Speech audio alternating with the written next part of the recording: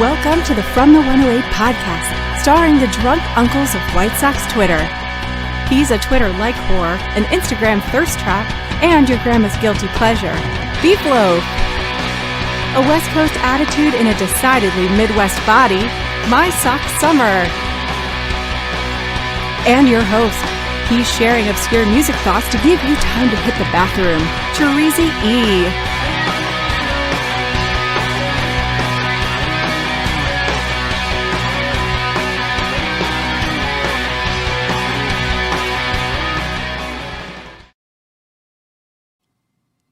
Thank you, Cornsey, and welcome to the From the 108 podcast. Get ready for some baseball, beer, and bullshit.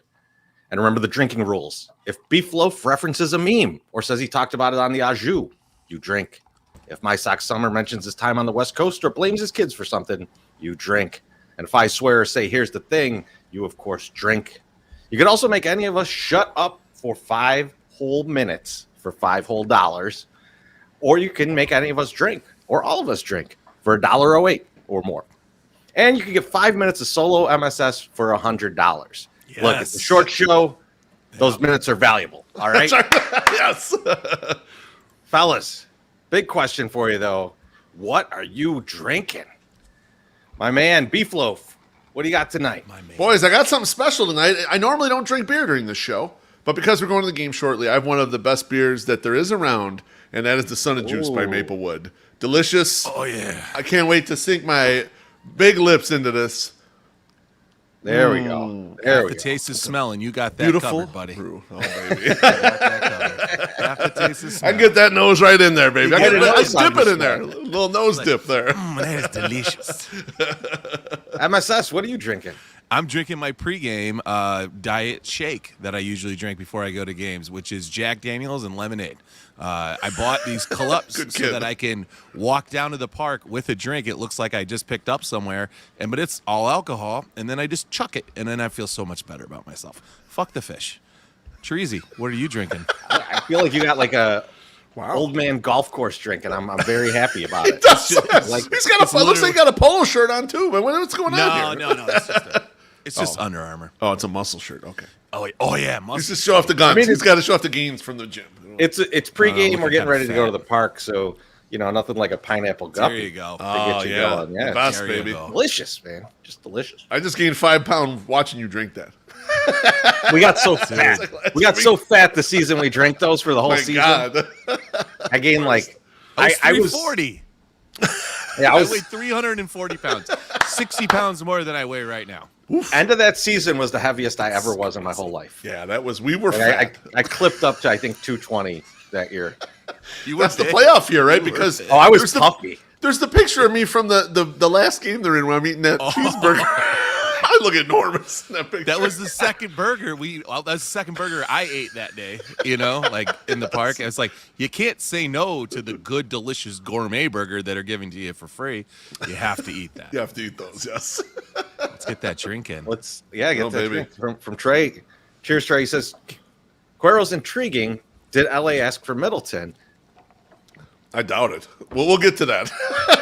Well, we'll get to Middleton towards the end of the show, but I feel like they probably did, right? Like you probably think that they inquired on that, but I'm going to guess the price is very different for Middleton than it is for Raylo.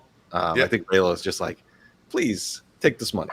Oh, I couldn't disagree more. We'll get into that later. I think Raylo is a valuable piece of that deal, actually. I think he's valuable. I think he's a valuable piece of that deal. We'll get into a little bit of the reason why. I think the Sox were looking to get rid of that, but we'll get to it. This is confusing to me because he said, did LA ask for Middleton? And I'm here thinking Dodgers. And I was like, there's another trade that went down?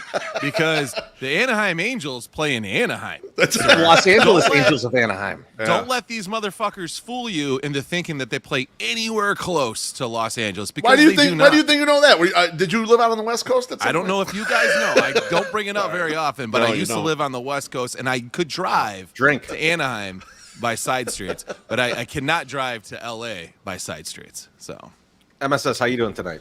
I'm doing very good, and I see that she just threw in a comment, and so I need to get her opinion. Normally when I go out to thrift stores, I don't buy stuff for myself. I only buy stuff that I'm going to buy and resell. Or T-shirts that you try to give Treasy, even though he's told you 100 times, do not buy him anything. Yeah, I don't buy him anything. But you wear the stuff I buy. I do. From thrift I wear stores. it. Like if I find a good shirt, we're in the same size zone. So like normally, I'm not buying you some stupid goofy shirt. Like you don't need that shit. You need to wear more 108 stuff. Just ad nauseum. Like that's all you need to be. Yes, exactly. Okay. So you haven't even taken it off from last night. I appreciate that. He had it on last night. I had a different shirt. I had Southside shirt last night. Y'all look you alike. prick. Y'all look yeah, alike. I know. We looked at everyone all look alike. So anyway, finds a pair of shorts, and I'm like, "Are these my size?" And they are. So I got some questions, folks. These are Manchester United shorts. Okay, they're like soccer shorts. High and tight.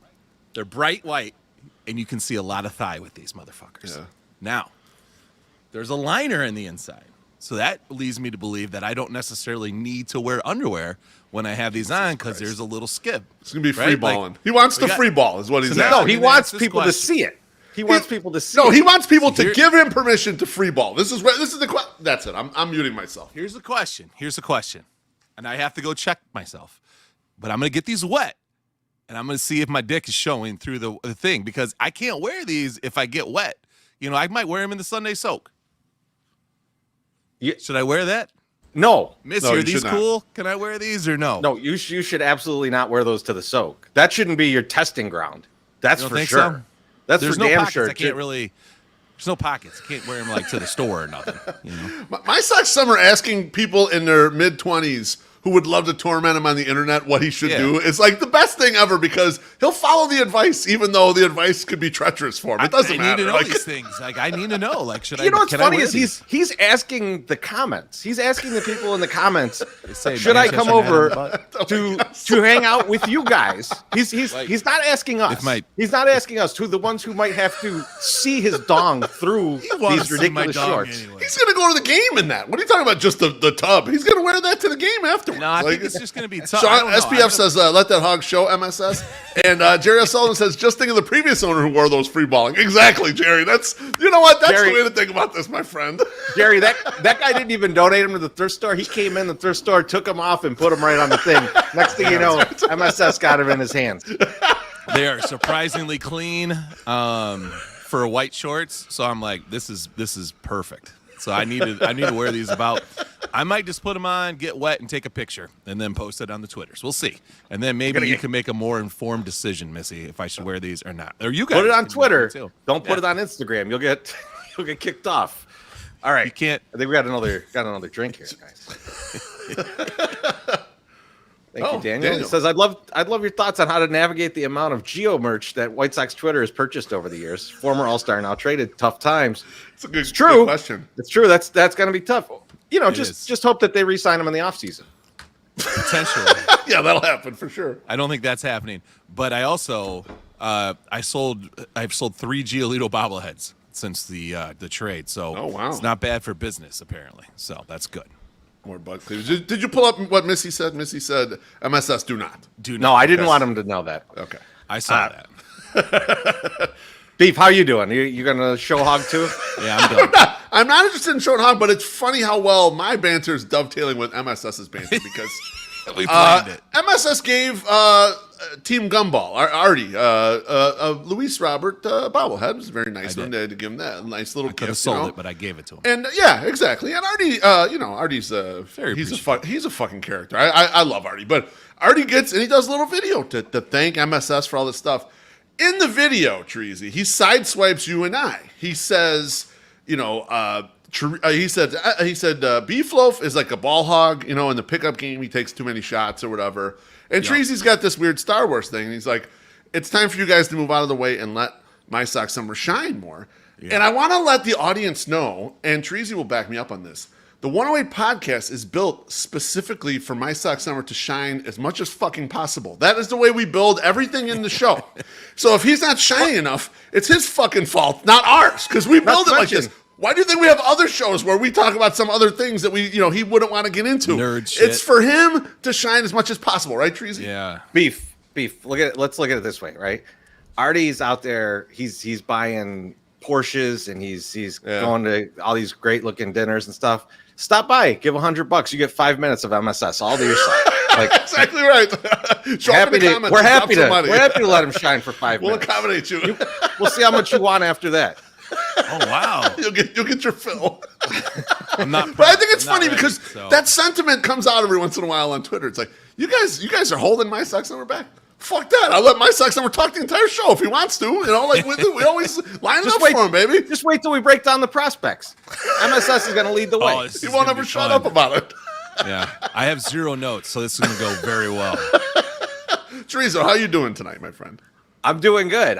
You know what's always good when you go to a couple games in the middle of the week, and you come out with some fun stories, right? Now the game sucked, right? But like we definitely did see a lady get kicked out, go up to the beer stand the next inning, which is the fourth inning, and our beer vendors are like, "You just missed it. This lady was up here, and they were kicking her out." Turns out, after describing her, same lady. After the game, 5 innings later, we come out of the game, and there are 4 cops talking to this same lady. Yes. And she is proceeding to not only yell at the cops, but take off her clothes. Disrobing. Yeah. She did. Exactly. She disrobed. And then mostly. And then, so she had bra and panties on, and pants around her ankles. Yeah, we couldn't see her coochie. It was, and just walked off. Didn't want to see that like that. I'm just amazed that the cops were just like, we're not going to do anything about this. We can't do anything about this. You're just yelling at us. We're just going to stand until you're done, and then you walk off in your underwear. It was insanity. It was absolute insanity. And if you don't get that out of a Cubs Sox series, it's like you didn't even go. So I'm glad that it happened. Yes. Because, I mean, absolutely honestly, the fights were so few and far in between. We just did not have good fights this year. And then somebody tagged me in a video that the people in the suites were fighting. And it was like, I figured they were fighting because they spent that much money for a Cubs Sox suite when both teams suck. Yeah. But maybe, who knows, maybe something different. But yeah, walking out and seeing a woman that you had just seen inside get kicked out in her bra and underwear yelling to serve and protect over and over and over at the police officers while she's half naked definitely kind of made up for no fights that day. MSS, you're telling it just a little bit wrong though, because she had not just got kicked out. It was 5 innings earlier. Yeah, this was hours. This was hours. There was at least an hour and a half, 2 hours of her. Yes. Yeah, you're not wrong. Only going like 30 feet. So I don't know what happened in all that time. She just was sticking it out, just like, hey. She may have come back. To the question. Someone, Marge asked, Sox fan or Cubs fan? It was a Cubs fan. 100% Cubs fan. Yeah, absolutely, for sure. I mean, I'm telling this series. Very excited about the victory that she didn't see at all. Yeah, the Cubs Sox series brings out all the great ones. I hate these games and Speaking of all the great ones, though, MSS. Yeah. Why don't you pay some bills, my friend? Boom. As we embrace the warmth and joy of summer, don't forget to prioritize routine Mazda maintenance. By taking the time to perform essential summer maintenance tasks, you can ensure a safe and smooth journey to your destinations. At Mazda of Orland Park, their dedicated service center is here to assist you in keeping your vehicle in optimal condition. Schedule your summer maintenance appointment with them today and enjoy a worry-free summer on the road. Summer's ever-changing temperatures can lead to tire pressure fluctuations and an increased risk of flat tires. Regularly checking your tire pressure is crucial to avoid inconvenient roadside tire changes. Skilled technicians at the Mazda Service Center can inspect your tires, ensuring they are properly inflated. This minimizes the chance of flat tires while optimizing handling and fuel efficiency. Their exceptional service department is dedicated to addressing all of your vehicle needs, ranging from repairs to routine maintenance appointments. Head on over to www.mazdarolandpark.com to explore their exclusive service specials today. You can drop by Mazda of Orland Park at your convenience or schedule service appointments online. Their skilled mechanics are committed to ensuring a swift and satisfactory experience, leaving you with a smile as you drive away. Whether you're from the Chicagoland area, Northwest Indiana, or Southeast Wisconsin, they would love to have you visit and test drive a Mazda today. Mazda of Orland Park, home of the Zoom Zoom Nation, 8910 West 159th Street, Orland Park, 708-444-3200. Zoom Zoom. MSS, I like that picture. I like that picture because it looks like that guy's head's down doing the ad read. He's like reading it from the piece of paper. I enjoy it. That was my thought. Yeah, that's exactly what I was going for with that. I did see. Wow, everybody likes it. Yeah, everybody seems to like it. Forgot to tell him that I did not send a sticker again today. I've already sent him one. I need to send out another one. I think Missy was asking why we did not record or take pictures of the woman outside. Yeah, I fucked up. No, Honestly, I screwed up. I should have. But I felt very uncomfortable. Somebody that was probably going through some mental illness thing, like taking video or taking pictures of it. I'm like, I don't feel comfortable doing it. The other thing was, like the fact that she spent probably an hour and a half yelling at those cops. I didn't want to get involved in that situation at all. No, like I did not want to have camera out. She turns and sees it. And then I'm like, what are you taking a picture of? I would have just George Clooney looking motherfucker. I would have just had to take my clothes off too. Then it would have been a weird situation. I was gonna say I think you could outrun her. Maybe I don't know. You're getting. Oh yeah. I mean, well, especially with her pants around her knees. You know, probably, a little bit of a head start. I could get the jump around on her cankles. Yep. Pants on the cankles. I got to keep this one on track because we only got about 45 minutes. Because we got to get to this game. How could we miss this game? It's going to be so much fun. I mean, get into some White Sox talk, fellas. And the explosion is perfect there because they're starting to blow it up. And the first two pieces to fall at once and fall together once again. So Lucas Giolito and Reynaldo Lopez traded for the second time together to the Los Angeles Angels this time of Anaheim for Edgar Quero and Kai Bush. And Kai Bush is going to definitely be one that all of us podcasters misspeak many, many times. And probably a lot of people will misspell because there's a Kyle Bush out there and it's spelled differently. So just be prepared for that and try to roast us as much as you can when we do it. So if we're looking at this trade, obviously Raylo and Lucas, a lot of people that are listening, you guys know what they are. But let's talk a little bit about Quero and Bush, who come to our system. They were the number 2 and number 3 prospects in the Angels system. And if you want to know how stinky the Angels system is, they come over and they're the number 2 and number 5 prospect in our terrible system. So it sounds about right. So they're the 2 and 3 out of that group, but they are not by any means great. But I will say that for the Sox, Quero's a better number 2 than what was there. He is, I think he's the 65th overall ranked in the MLB top 100. So it's a good prospect. We'll get into it a little bit. Beef, I want to know your thoughts on Quero first. We'll start with him.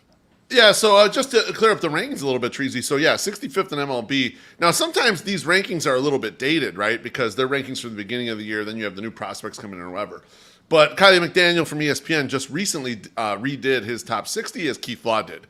And Kylie McDaniel had Quero in there at number 40. So still holding in strong in the top 100. So it's not an instance of a guy who's going to probably float out of the top 100, as you end up like redoing rankings. No, he looks like he's solidly in there.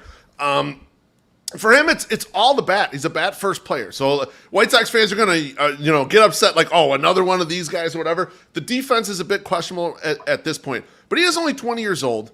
He's in Double-A, and he controls the strike zone tremendously. He has more walks than strikeouts. So far as a minor leaguer. And, the hit is there. The power is kind of yet to develop. But he's young.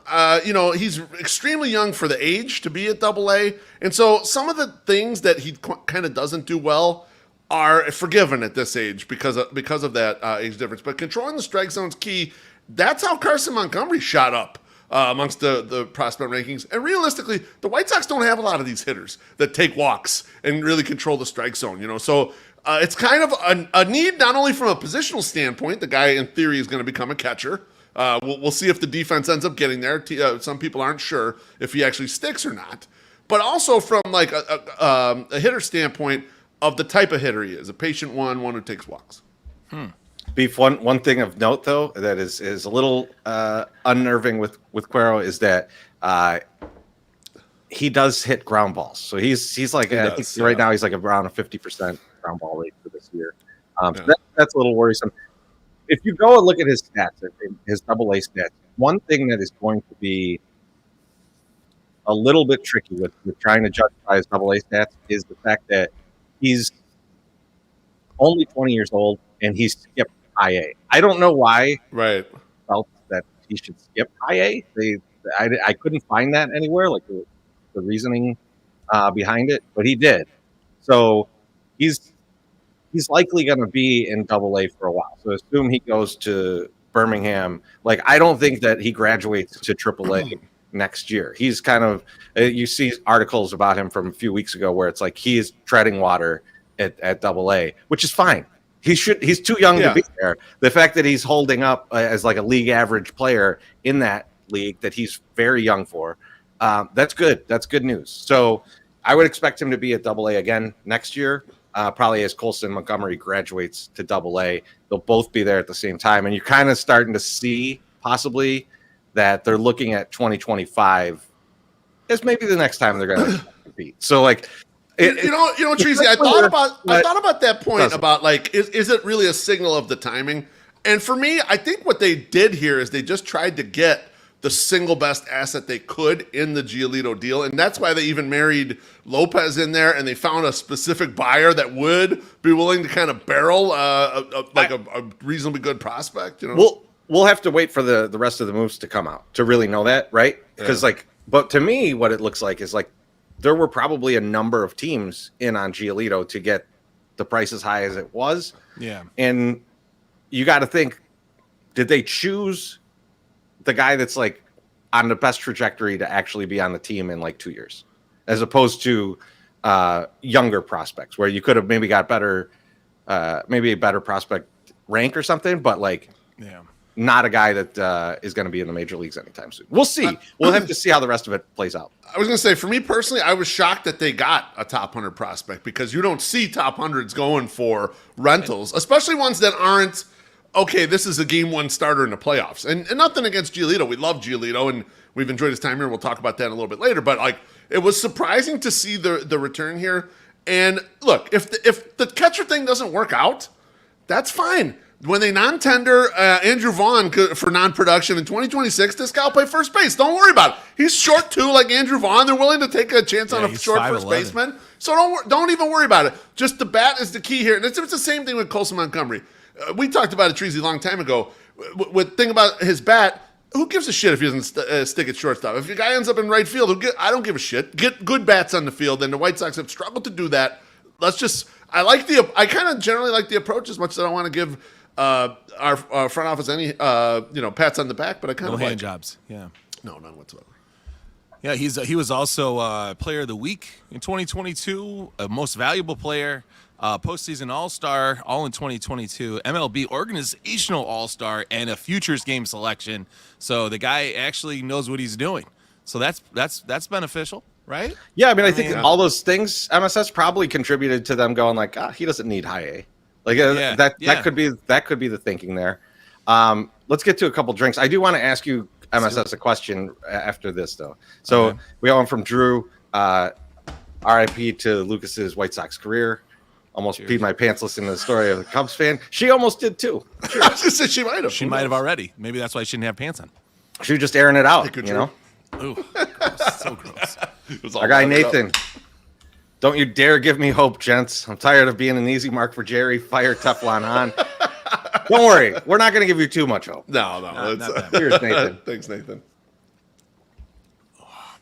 Then we got one for down smooth. Our guy Danny Reyes. He says, cheers, guys. This is the first trade that my kid got mad about. I love it. Oh, nice. Yes. He's on his way to the years and years of disappointment being a Sox. That's a good thing. I remember how pissed I was when the Sox traded Harold Baines. I think it was in like 1989. I was pissed. I was like, man, that's my guy. He'll start the Giolito podcast in 6 years. You know. So both Cuero and Bush were on the Rocket City Trash Pandas. Yes. Ooh, MSS. Hello. I haven't seen it, so like I haven't gone on and looked at this yet. Is it a good jersey? Because the name is awesome. Do they got a solid jersey? I haven't seen it either. Let's look at it. Let's look it up. Pull it up. Let me know. You know what a trash panda is, right? It's a raccoon. Yeah. I just make sure everybody knew that, and I don't know if everybody knows that. So I'm wondering though, like, if they have some really good jerseys, and you have any faith in Cuero or Bush, is it time to buy yourself a Rocket City Trash Pandas jersey? Are you pushing merch right now, Tracy? I'm just wondering because I feel like with a name, dude. with a name like that, like I would think it would be a good jersey. No, not a good jersey. That's sad. It's not. This is a good comment right here from Clutch Hat Tricks. There's not many switch hitting catchers. This is also another reason to be patient with a player like this because the defense hasn't developed yet, and switch hitters generally take longer to kind of marinate and get there. So like Treasy was talking about, the power is kind of not all the way there yet. It could just be it takes some time because the switch hitters take longer than a non-switch hitter. Yeah, and it sounds like the left-hand side has power though. So like I'm interested to see. And if you look at his ZiPS projections, like in 2025, like where I would assume he'd be in the majors at that point. That's just generally his ETA everywhere. It's like 17 home runs, right? Like 17 home runs out of your catcher. I will take that. I'll take that any day. That's a nice stat. And the OBP, of course, as you mentioned, Beef, really good. We got another drink from our guy, Dana Pierce. Thank you, sir. Thanks, Dan. Appreciate it, Dan. Yeah, the Trash Panda jerseys leave a lot to be desired. Just have a rat or like a raccoon tail on the end of the S when it says Trash Pandas. So that's kind of sad. Sad. Sweet. The next guy in the trade though, Kai Bush. Okay, left-handed pitcher. Beef. He likes to get injured. Apparently, he's out for a couple months with an oblique, and then I think he was just recently out with a lat strain. Yeah, so as fuck too. Yeah, it's a little worrisome on the injury side. This is definitely more along the lottery ticket type prospect, even though he is a high prospect in their system. Beef, give me your thoughts on Kai Bush. Yeah, just reading up on him.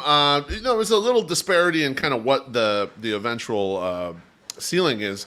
But a lot of people think kind of the downside is he ends up being a situational reliever in your bullpen. He's a lefty who's huge. He's 6'6", 250. But the fastball is not that impressive. It generally sits 92 to 93, tops at 96, and sometimes it flattens out from what I was reading. So you might end up with a guy who's a little bit more of a soft tosser for this era. I don't know. I think probably he needs more time to marinate because you mentioned he's been hurt a little bit, Treasy, and he's gotten lit up in Double-A this year. But I suspect the White Sox will vault him into starts kind of almost right away in 2024. Like maybe he won't be in the rotation opening day, but it's like he's going to be the first guy there because they have nothing in the minors. He's been struggling in Double-A, right? Yeah. He's going to Charlotte, right? Though he's going to go to, like, when the Sox bring him in, he's going to go to Triple-A. They have no pitchers, so, right? They have no pitchers. I don't know though. The reason when I first saw the trade come through, I thought, well, at a minimum, they're just adding this guy to either Double-A or Triple-A roster because they don't want to have a bullpen game every three days. So I think there's at least some of that. Just like, and that's fine. You need those guys, right? You need kind of the infrastructure there, the bottom end guys, and maybe I've seen the upside be like a number 4 starter or something. Like if the fastball plays up or he adds a little bit of velocity to the fastball, maybe he'll be fine in that role. So, you take shots like this. Like this is when you're playing for the one really good prospect. The secondary prospect's not necessarily going to be anything great, but you take a shot at something, and so that's what they did. It seems fine. And honestly, it's a position of grave need for the White Sox, and not so much for the Angels, because I don't know if you saw this, Beef. In 2021, the Angels took in every round, all 20 rounds, they took pitchers. Yeah, yep, I remember this. Yeah, so this is it coming to fruition. They have plenty of pitchers to trade. Like they're just well, and I read too that like he's probably the best one from that group, which wasn't saying much. So that means they crapped out a lot of that draft. Like whatever, like they went like White Sox with that draft because like it was all college pitchers too. It was like 18 college pitchers or something crazy like where you're like, why are you doing that? Like that just doesn't seem like it's going to be fruitful, but it was fruitful enough for them to pull off this trade. When Kai Bush eventually goes to the bullpen MSS, what Bush song is he going to come out to? Dude, Glycerine, man. He's going to definitely do Glycerine. Glycerine. I don't think Glycerine gets you pumped. I kind of like it though because he's a soft tosser. He's a little bit of a soft tosser. You know? It's just because it builds, and it's like it's a good like anthem song, like big stadium. You know, like you wouldn't expect somebody to get pumped up listening to Rooster by Alice in Chains either, but like every time you heard Carlos Rodon, you know, walking out there, you know, you're just like, yeah, hell yeah, here we go. You know, here comes the Rooster. Hey, and you do get a little more time. You do get a little more time than a hitter coming up. So you got some time to listen. I don't know. I feel like everything Zen might be mine because it has that nice intro. So like you come out and then you're walking out and then it hits. You can't do that hop like Liam because you ain't Liam, but like you don't want to hurt yourself. Yeah. And he'll probably strain an oblique. So in white. He has a goofy mustache. He's got a very goofy mustache and a very weird, actual like raccoon caught in the trash can look in his picture, which is funny because they play for the Trash Pandas. So we're gonna love him, is what you're saying. As the resident Bush expert, what song should he walk out to, and will you be wearing a choker for his first start? Actually I will. Yes, I will wear a choker. You guys find me one that fits my fat neck, and I will put a choker on for his first start. What song should he come out to? You know, Treasy said. Treasy, would you say? Everything Zen. Like everything Zen's a good choice. Yeah, Machine Head maybe. Machine Head has the best riff, like a starting riff. So we'll use that one for his song. I like it. I like that one. I think that's a good call. Now, Treasy, go ahead. Just a quick drink. Percy says, long time listener, first time caller. Cheers. Cheers. Oh, Percy. Thank you, Percy. Appreciate you.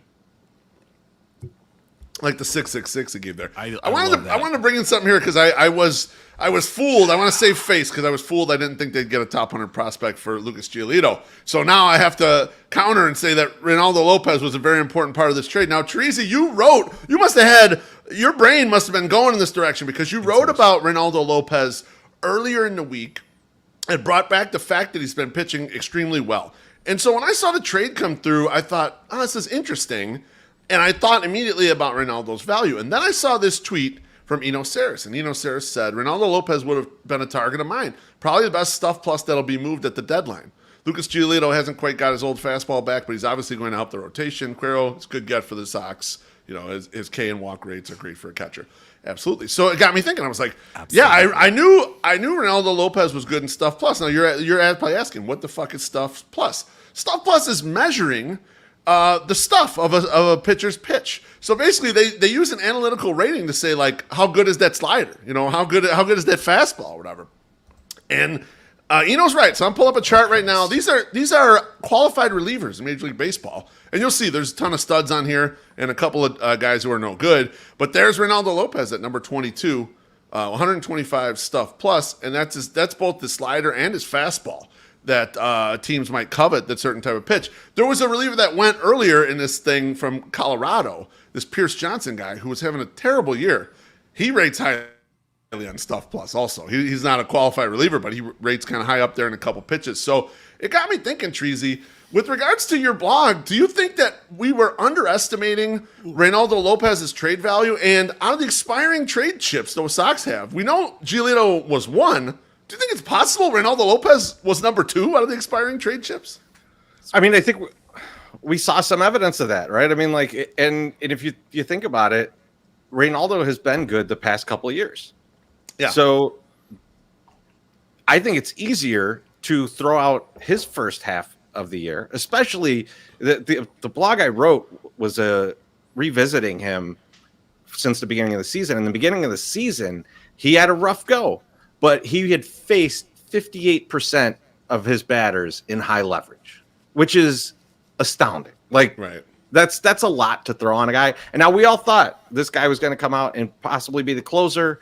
So, like, I don't think we were totally shocked that that's how they were using him. But it was a lot. I mean, he faced, like, I think it was a majority 2 through 6 hitter, and it was 58% in high leverage. It is just, like, the worst situations possible to put him in. And he had a rough start. But you could look at that and go, like, if we don't make him face the worst possible situations, like they spent the rest of the year doing, he was very good. You know, when you take an ERA from like 7.5 down to 4 in like the span of 2 months when you're a reliever, that's pretty good. Like, so he did a lot of good work for the Sox in post May 15th, basically. So I can believe that he might have been number 2. I think there's maybe some other guys that people are calling on. They may not be expiring contracts though. So I think that might have been your question. So that was my question. Yeah. But I do want to quickly touch on, I know we got to move it along because we're running out of time, but I do want to quickly touch on Lucas's career with the Sox. And, I think we all remember, I love the My Sox Summer tweet about his no-hitter, but MSS, looking back on Lucas's career, what stands out to you? What are you going to remember him for? I think the biggest, I was trying to write a blog today and I just couldn't get it. Right. So I just kind of scrapped it, and there's so much other crap out there. So I was just like, fuck this. I'll do it in 2 weeks when it's not popular and people want to do it. But like Lucas Giolito, I think Benetti said it, and then I had the tweet too back then. But watching him throw a no-hitter to nobody, and to have that 2 years removed from being like one of the worst pitchers in baseball and treated as such by the media, by the fans, and everybody, was just such a good triumph. Just like it was just a great turnaround. And I think that is like more representative of like the South Side. You can fail and you can come back, and you come back bigger. And I think that's what like kind of endured him. Like people liked him because of that. Not everybody, certain people didn't like him picking up trash on the beach, but like they like the fact that he like didn't just give up, didn't crawl in a hole and go away. Like he tried different things. He fucked up last year. He put too much weight on, and he's in his head. Now he's having a good year again this year. Like he's just, I don't know. I just like his perseverance. I liked his family. I liked him, as much as I've talked to him. And I just, he's going to be very, very missed over on the South Side. But I remember him for that no-hitter just because it encompassed, I feel like, what everybody thinks about the South Side. Thank you. Beef, how about you, man?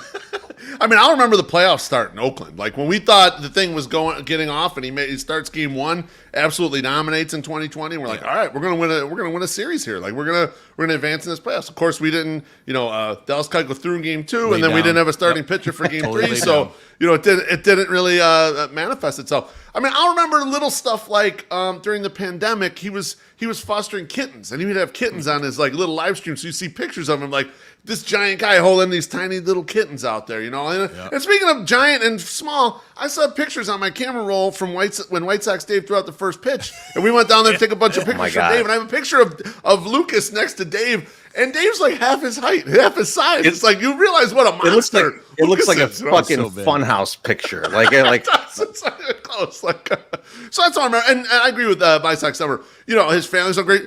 During the pandemic, we met up with his dad and his brother Casey. Yeah. It was like right after we had gotten through where we could actually go back to games.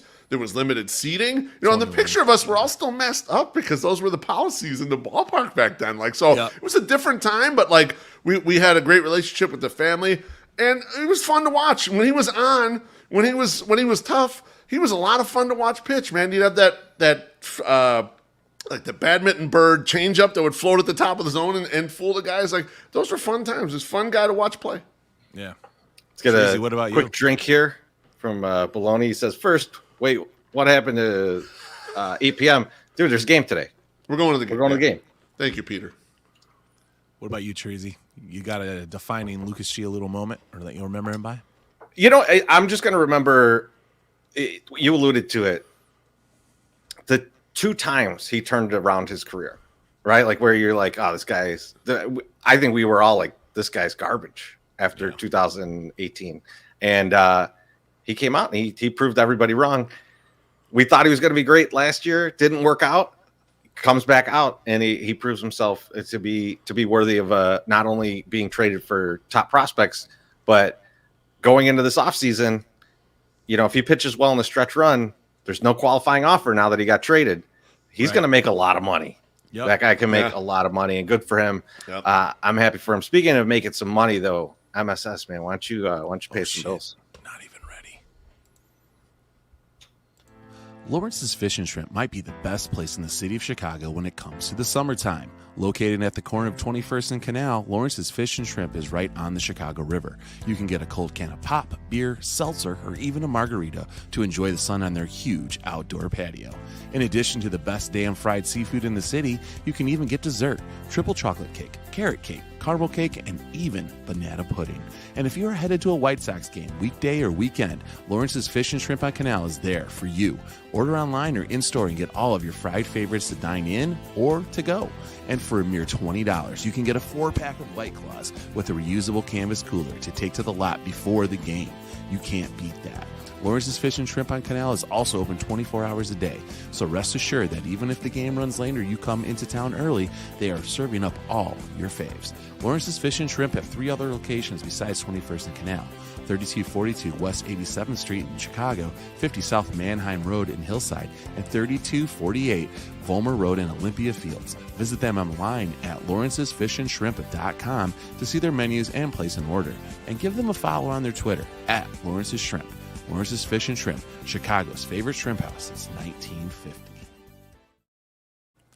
Love it. And just so you know, this is still going on. $16. You get a 1 pound chicken, 1 pound large shrimp, 2 sides, 4-pack cooler, and a shrimp side shirt for $60. I think they're gonna take that off the menu maybe on Friday, maybe after the weekend. Got to get so to you better it get over there. Hustle up. And I know that shirts are going. You go in there, get your size now. Go do it now. Got a drink from Jeff. Says show tonight like a Dean Martin roast. Cracking me up. Thank you, sir. Bless you, Jeff. I'm about to run out of drink. That's all right. Drink. We got one segment left. One segment to go, and then we got to get to the park. Damn right. So, I guess we got to do it. More White Sox talk. Yeah, it's beautiful. All right. We're going to go around. I'm going to start with MSS. Oh, boy.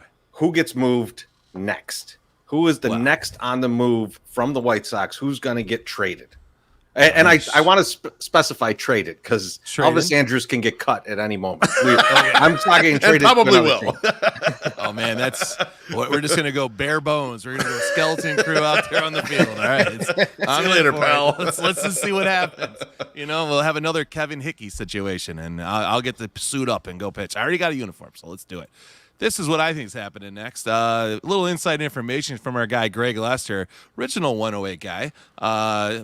Doesn't come to games anymore, so we don't see him very much. Lance Lynn was in his Home Depot buying moving boxes, so he's just waiting for the trade alert. Now, originally I read this and I'm oh, Greg's a jokester. That's what Greg does, right? And then it wasn't a joke. People were posting like, oh God, I saw him when I was on the forklift. People were taking pictures. He was signing autographs, blah, blah, blah. And I was like, holy schnikes. We might have Lance Lynn by the end of the night, which last night, getting all the way home and then finding out that Lucas Giolito just got traded was kind of whack. It was like 10:38. And you're like, what? Like, we just found out about this shit? Like, we couldn't have said, ladies and gentlemen, Lucas Giolito has just been traded to the Los Angeles Angels of Anaheim. And we all could have applauded and given him a nice high five from the crowd. But, fuck us, right? The fans, fuck us. No big deal. I feel like that was the wrong crowd to try and do something like that. I think so. I'm guessing the trade wasn't done yet, but also the Lance Lynn thing is interesting. Like, it would have been like the only way it could be more of a thing is if he would have been like walking around in the Rangers shirt or something. Oh, that would have been swell. Or giving Texas away Rangers hat was weird. Giving away all his Sox gear to people like on the street. He's like, come by. Does anybody need some workout attire? I have plenty. Never used. Yeah, I mean, Lance Lynn has definitely been one of the more talked about trade rumors from the Sox. So, like, I don't think it would surprise anybody if he got moved. It would surprise me if we fetched much for him. It's a big contract, and he hasn't really been pitching very well. So I'm not too excited for that trade because I feel like that's going to just be more of a salary dump, and our podcast about it will be kind of sad, to be honest. Beef, who's on the move next for you? I'm going to go outside the box here because we're all thinking reliever. Yasmani Grandal is the next guy to get moved. Man. And I think the reason he gets moved is because teams are kind of desperate for that extra bat, that catcher. Like when you're starting to look around, teams are filling in patches too. Like the Dodgers did with shortstop. They went and got Enrique Hernandez first. So that's like the utility guy or whatever, the cheap version of whatever. Then they went and got Ahmed Rosario. And I think a team who has need a catcher, they might say, okay, we don't have to give up much. We're just going to pay the remaining $5 million or whatever is on Yaz's salary, and we'll bring him in here, and we're at least safe while we go and look for a real option there, a catcher. So I think he's the next guy who goes, and I think it's going to be before the weekend. Yeah, I think. I mean, we've been talking about Yaz being on the move, and I think that is fantastic.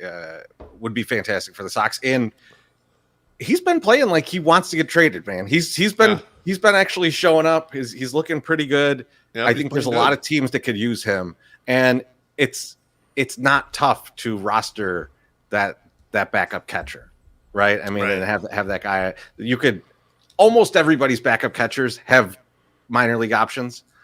So like I think it's a very easy situation for a team to go, I can improve right here.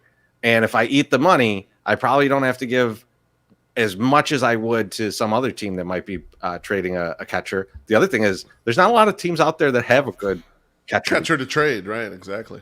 So yeah, I like that one. I'm also going to go out of the box. Okay. Let's say that I think Han's in a situation right now where he seems to have pulled off a nice trade with Lucas and he's like Frank the Tank, and he's like that. Forget how good it tastes when it touches your lip. And he's like, now he's going to try and make another big splash, and it's going to be Dylan Cease. Oh, that would be huge. And that I mean, then we'll really be in a signal of like, don't expect to win for a while. We'll be down bad. We will be down. Like, think about what was be remaining as your pitching staff. Like, imagine if the 3 trades that we just talked about happened. We would see a lot of Sean Burke this year. We're like, it would be. We might see Kai Bush this year if that happens. But is the Dart still alive? Is he dead? Tommy John. So he's down, baby. You can't. We won't see him till like mid next year. Yeah, he's dead for a little bit. I mean, I think there are some other guys though. I think I don't think there are. Oh no! You're gonna have to not sign to pitch people. Oh, okay. I'm saying to trade. I'm like, what's James Shields doing? I think Joe Kelly could be a guy on the move. Unfortunately, he didn't show that he's like very healthy last night. So we'll see. He would probably have been my guy in this situation, but like didn't look too. Yeah, like I thought him or Middleton or one of those guys would have gone, but they're pitching like shit. Like who's like, oh, I want the guy who just gave up 2 home runs, or I want the guy who didn't get an out in that inning. Like who's coming? I understand one performance, but they've both been kind of crappy lately. It's a tough sell. And do you think they'll get rid of Santos? I think like Santos is a guy that they should move, and I'm not sure that they're going to be willing to do it. He made fetch a Hall too. He got all the control. Got too much control, Dave. He loves Rick Hahn loves control, baby. He's a big. That would go against my Cease idea, but because you got him for 2 more years. But I know, but we shall see. We shall see, guys. It depends how much he likes Dylan Cease. Yep. We're gonna go watch some terrible baseball soon. Let's do it. I do want to get to one thing. I want to get to the thank yous. So Beef, who you think? Boys, I got 2 thank yous. My number 1 thank you is to a guy that he got traded, and we didn't really give him a lot of shine in this show, but Ronaldo Lopez. He had that 14 strikeout game against Detroit, and I'm pretty sure that's the game where he shit his pants, and that's why he had to leave the game. So, like, could have got 20. 14, yeah, he could have had 20. He could have broke the record, but he crapped his pants during the game. What a legend. You got the bubble guts and you get 14 strikeouts in a game. A lot of the dark days during the rebuild, he was the one guy who was really giving you a little bit of performance, eating up a bunch of innings. He had back-to-back 180-inning seasons, so kind of an unsung hero here. And then in 2020, he stunk. Then they realized couldn't fucking see. They got him LASIK. Then he became a good reliever, and now he's off. So I miss him. Like he was a constant in here. I think a lot of people fell in love and out of love with him because of his performance. So, safe travels, Raylo. We wish you well on the next stop. And my number 2 thank you is to this guy right here, friend of the show, Rick Giolito. for being so cool to us all the time. When Lucas was in town, I DM'd with him today, and he told me it's kind of bittersweet that he's leaving, but that he's got a new opportunity. And so he said that thanks to the whole Sox Twitter community, he tweeted something similar. Just thanks for how good everyone treated Lucas and how good he treated the whole family. So thanks to you, Rick, for always being friendly to our show, coming on here when we want, or even just chatting us up and meeting us at a game. So thanks for all that. Yeah. MSS, who are you thinking? I mean, I gotta thank our guy Brooks Boyer for coming down to the section yesterday and just hanging out. Guy was wearing 7 layers, and it was 98 degrees out. Yeah. And it was just impressive. The guy was not sweating. I wore a thin shirt and shorts today, and I was sweating just because I walked 6 blocks. Imagine those white ball shorts. How sweaty those would be. We're going to have to run some tests. But also, one of the biggest things, and clearly an FU to Brewhan Luke, the gate being open, and now it seems like it's going to continue to remain open. There are so many more people going to the craft cave. So cheers to everybody for making that happen, and then also cheers to Brooks for apparently threatening somebody if they didn't open it that something bad was going to happen, because the guy definitely opened it very quickly. So it's good. Thank you. Chorizo, who are you thinking? Right before I go head out into this heat that we're going to go watch this game in, I can think of only one person to thank, and that's Willis Carrier, inventor of air conditioning. Oh, geez. Thank you, sir. You've served me well today. And thank you all. We will see you at the park, and hopefully we'll see some more trades, and we'll be able to get back on and talk to you, very soon. So catch us for the Sunday Soak, and we'll talk to you.